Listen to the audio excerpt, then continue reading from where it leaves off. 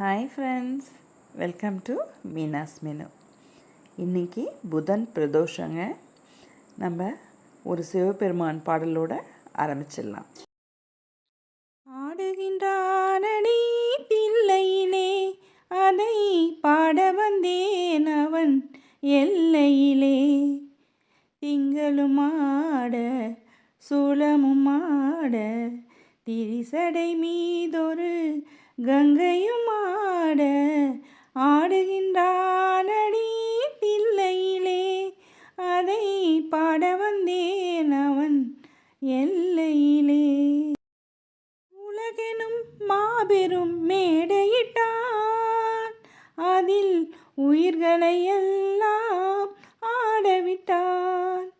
அசைந்திடும் மரம் செடி கொடிகளிலே, அந்த அம்பலத்தரசன் ஆடுகின்றான்.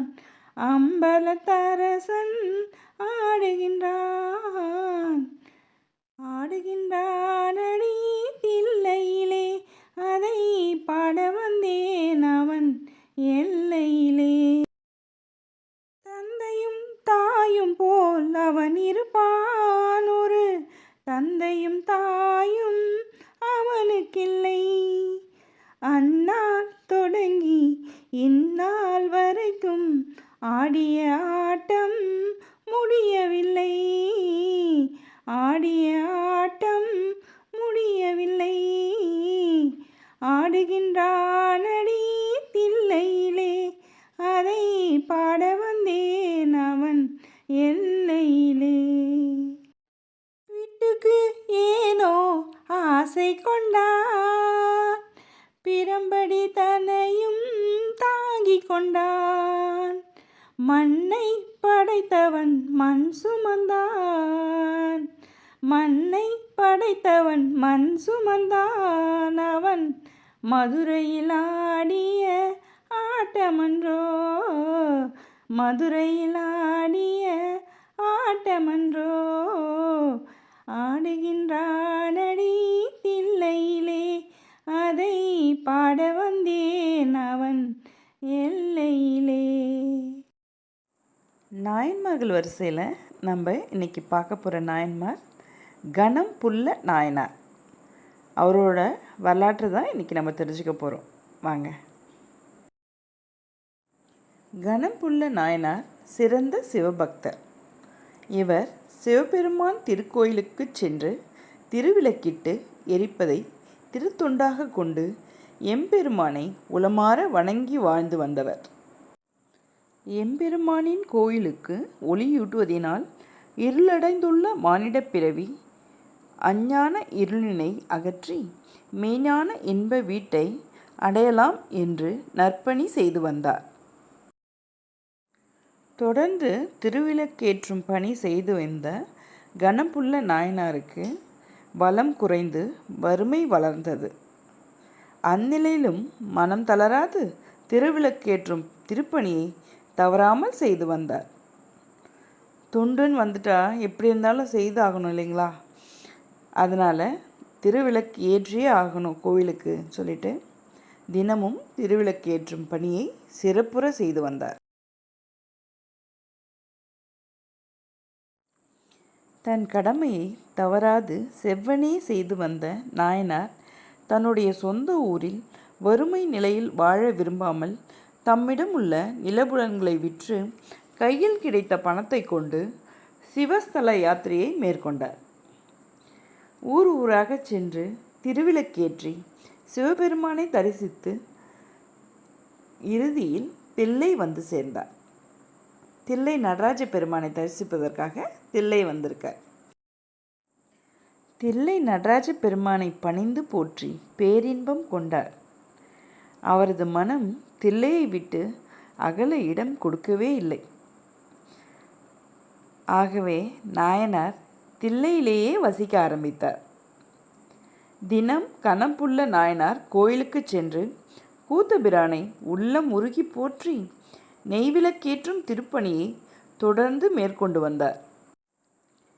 தில்லையில் உள்ள திருப்புலிச்சூரம் என்னும் சிவன் கோயிலுக்கு விளக்கேற்றும் பணியை மேற்கொண்டார்.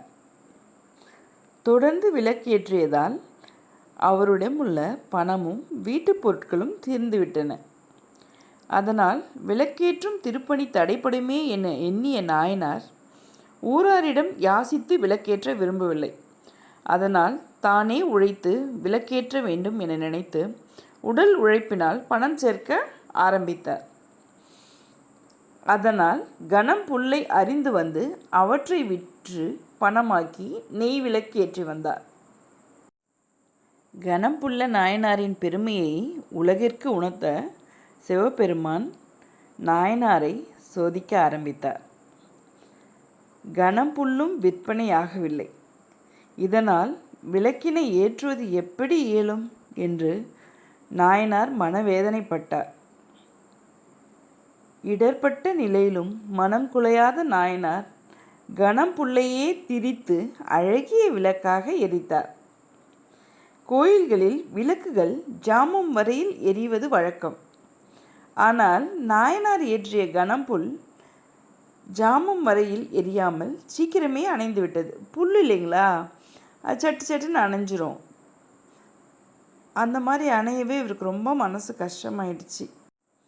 நம்ம என்ன பண்ணினா விளக்கேற்ற முடியும் அப்படின்னு யோசித்து ஒரு கணமும் தாமதிக்காமல் கணம்புல் நாயனார் விளக்கு சீக்கிரம் எரிந்து விடுகிறதே என்று எண்ணி சிவபெருமானை சிந்தையில் நிறுத்தி திருமுடியினை வைத்து இன்பம் பெருக நமச்சிவாய என்னும் திருமந்திரத்தை கூறிய வண்ணம் விளக்காக எரிக்கத் தொடங்கினார்.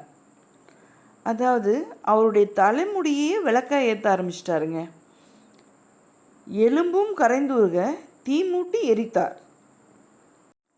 பக்தன் படும் வேதனையை கண்டு பகவான் சும்மா இருப்பாரா? திருப்புலிச்சரத்து பெருமான் சக்தி சமேதராய் விடப வாகனத்தில் எழுந்தருளி பேரின்ப காட்சி கொடுத்தார். அடியார் அண்ணலின் சொரூபத்தை கண்டு எல்லையில்லா மகிழ்ச்சியினால் சிரசின் மேல் கரம் குவித்து நிலத்தில் விழுந்து வணங்கி போற்றினார். கோவில்களில் திருவிளக்கினை அன்புடன் எரித்த கணபுல்ல நாயனாருக்கு சிவலோக பதவியை அளித்து பேரின்ப வீற்றை அளித்தார்.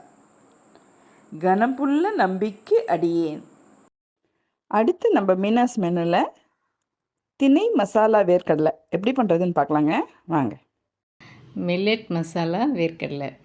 இதுக்கு தேவையான பொருட்கள் வேர்க்கடலை ஒரு 1/2 கப் எடுத்திருக்கேன். திணை மாவு ஒரு 1/4 கப்பு, கடலை மாவு ஒரு 1/4 கப்புக்கு கொஞ்சம் மேலே, அரிசி மாவு 1 டேபிள் ஸ்பூன், மிளகாப்பொடி 1 டேபிள் ஸ்பூன், உப்பு தேவையான அளவு, கொஞ்சம் பேக்கிங் சோடா, பெருங்காயம், அப்புறம் கொஞ்சம் கார்ன்ஃப்ளவர். அவ்வளோதான் இதுக்கு தேவை. இப்போது எப்படி செய்கிறதுன்னு பார்க்கலாம். இப்போ ஒரு க்ளீன் பவுல் எடுத்து எல்லா மாவையும் போட்டு நல்லா மிக்ஸ் பண்ணிடலாம்.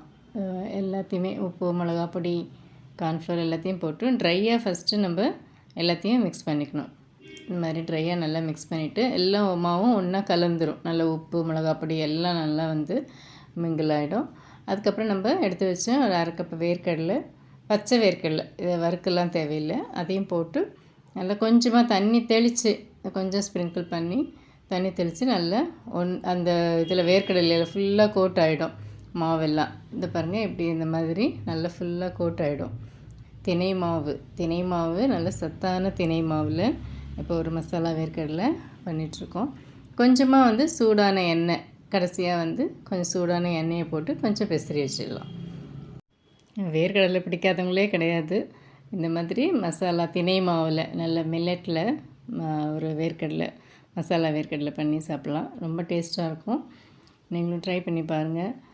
நல்லா கோல்டன் ப்ரௌன் வர அளவுக்கு நல்லா பொரித்து எடுத்துக்கலாம். வெறும் கடலை மாவை போட்டு பண்ணுறதுக்கு பதில் கூட கொஞ்சம் கடலை மாவை கொஞ்சம் கம்மி பண்ணிவிட்டு திணை மாவு நம்ம சேர்த்துருக்கோம். இப்போ அதனோட திணை மாவோட நல்ல பெனிஃபிட்ஸும் நமக்கு இதில் கிடைக்கும். வேர்க்கடலைக்கே நிறைய பெனிஃபிட்ஸ் இருக்குது. கூட திணை மாவு எல்லாம் சேர்றதுனால இன்னும் இதில் வேணும்னா உங்களுக்கு கூட கொஞ்சம் சாட் மசாலா வேணும்னா பிசையும் போதே சாட் மசாலா போட்டு பிசைஞ்சிக்கலாம். இல்லைன்னா கடைசியாக வேணும்னாலும் உங்களுக்கு ஒரு ஸ்ப்ரிங்கிள் பண்ணிக்கலாம். சாட் மசாலா கொஞ்சம் ஸ்ப்ரிங்கிள் பண்ணி சாப்பிட்லாம். கொஞ்சம் கருவேப்பிலையும் நல்லா பொரித்து பொடி பண்ணி போட்டுக்கலாம். அதான் நம்மளோட மில்லட் மசாலா வேர்க்கடலை ரெடி ஆகிடுச்சு. நீங்களும் ட்ரை பண்ணி பாருங்கள். தேங்க்யூ ஃபார் வாட்சிங். பசங்க ஸ்கூல் விட்டு வந்தால் உடனே செஞ்சு கொடுத்துடலாம். ஒரு 5 நிமிஷத்தில் செஞ்சிடலாம். இது யார் வந்தாலும் ஒரு காஃபி கொடுக்குற நேரத்தில் இந்த ஒரு வேர்க்கடலை செஞ்சு கொடுக்கலாம். தேங்க்யூ.